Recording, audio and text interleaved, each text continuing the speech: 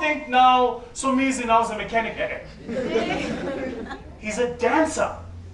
Right? So these chances are so easy to spot. They're going to create something CC Holdings. And for those of you who don't know, you cannot have a CC as a holding entity. A CC cannot own other businesses. Oh, yes. It's like meeting an entrepreneur who calls themselves the CEO. And when you talk to them, you say, how many people in your firm? And it's them. Oh, CEO says Chief Executive Officers. The King Codes tell us, for you to be a Chief Executive Officer, there must be other otherwise, what are you the chief of? Yeah, so follow me. Chief Executive means there are other executive officers. Executive officers, by corporate governance laws, operate at a level above the director level, which means below the executive officers, you then need directors.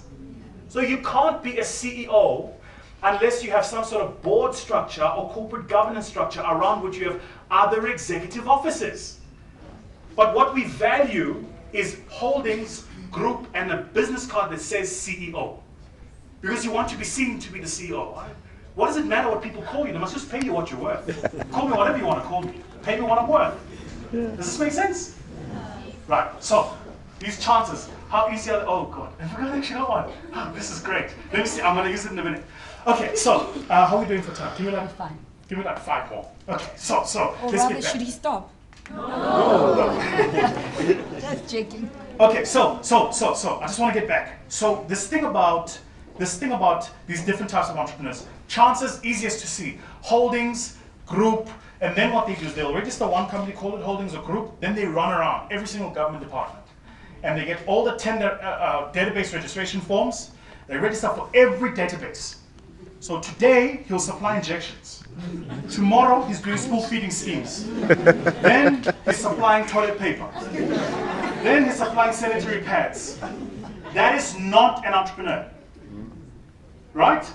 What is the first thing he does when the money comes? He must show you he's made money. So he's going to spend it. What did I tell you? Who gets paid last? The entrepreneur. Who's he paying first? Himself.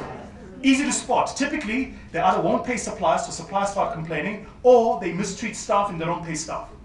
It's the inverse. It's wrong. That's not entrepreneurship. That is just opportunistic theft. And we must, by the way, my view is we must have a strong voice about it, because government needs to know when it's dealing with black entrepreneurs, deal with real entrepreneurs.